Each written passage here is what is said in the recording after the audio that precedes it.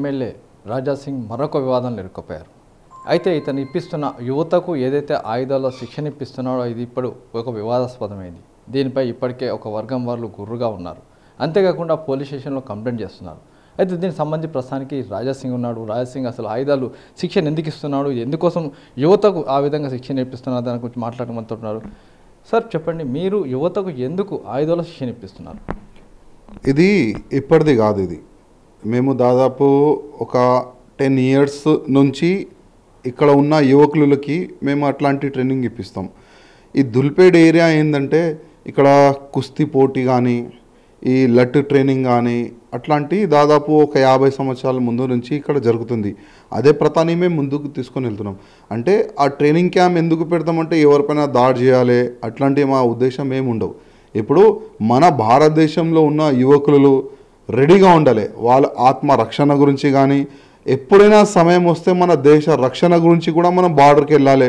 ఆ విధంగా యువకులు రెడీ ఉండాలని ఆ ఉద్దేశంతోనే మేము అట్లాంటి ట్రైనింగ్ క్యాంప్ పెడతాం.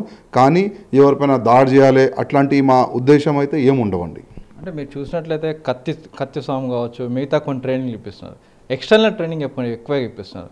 అలాంటిది అవసరం లేదని ఒక వర్గం వారు కూడా చెప్తున్నారు.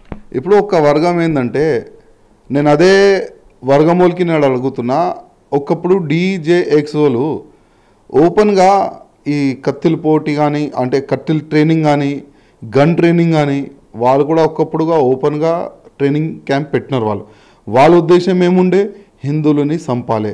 కానీ అట్లాంటి మా ఉద్దేశం ఏం లేదు. మా ఉద్దేశం ఏంది, ఇవాళ ఉన్న ప్రతి ఒక్క యువకుడు ఆయన ఆత్మరక్షణ గురించి కానీ ఆయన ఫ్యామిలీ రక్షణ గురించి కానీ మన దేశ రక్షణ గురించి కానీ మన ధర్మ రక్షణ గురించి కానీ అయోధ్యలో రాముడి గురించి ఏ విధంగా అయినా మనం రెడీ ఉండాలి. ఆ ఉద్దేశంతోనే మేము అట్లాంటి ట్రైనింగ్ క్యాంప్ పెడుతున్నాం. మేము అంటే కాదు అలాంటిది కాదు, ఆత్మరక్షణ కాదు, ఒక వర్గంపై దాడి కోసం మీరు ట్రైనింగ్ ఇప్పిస్తున్న వాళ్ళు అంటున్నారు.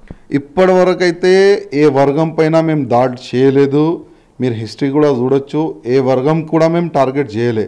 మేము ఎప్పుడైనా మా యువకులకి ఒకటొక్క మాట చెప్తాం. ట్రైనింగ్ ఇచ్చే సమయంలో మీరు ఈ ట్రైనింగ్ తీసుకుంటున్నారు మీ ఆత్మరక్షణ గురించి మీ ఫ్యామిలీ రక్షణ గురించి, సమయం వస్తే దేశ రక్షణ గురించి కూడా మనం బార్డర్కి వెళ్ళాలి. ఆ ఉద్దేశంతోనే మేము మీకు ట్రైనింగ్ ఇప్పిస్తున్నామని మేము యువకులకి చెప్తాం. ఇట్లా పోలీస్ స్టేషన్లో చాలా కంప్లైంట్ అయినాయి, మీది FIR కూడా అయినాయి. దీని గురించి ఏమంటారు?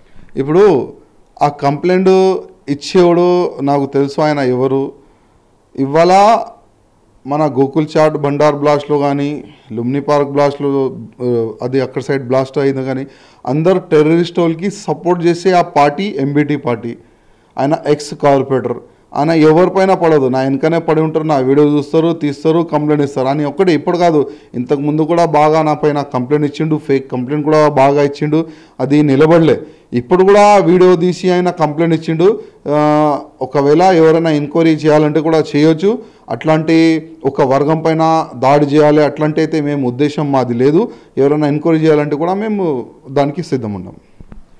కేవలం ఆత్మరక్షణ కోసమే తాము యువతకు ట్రైనింగ్ ఇస్తున్నాం తప్పించి ఎవరి మీద దాడుల కోసం కాదని చెప్తారు. అయితే ఒకవేళ అవసరమైన పక్షంలో దేశం కోసం పోరాడే అవసరం వచ్చినప్పుడు కూడా అందుకోసం కూడా ఇదైతే ట్రైనింగ్ పనిచేస్తానని చెప్పి ఎమ్మెల్యే రాజా సింగ్ అంటారు. అయితే ఇది కొందరికి ఆగ్రహం తెప్పించవచ్చు, కానీ యువతలో ఆత్మరక్షణ కోసం తాము ఇస్తున్న ట్రైనింగ్ ఎవరు తప్పు పట్టాల్సిన అవసరం లేదు.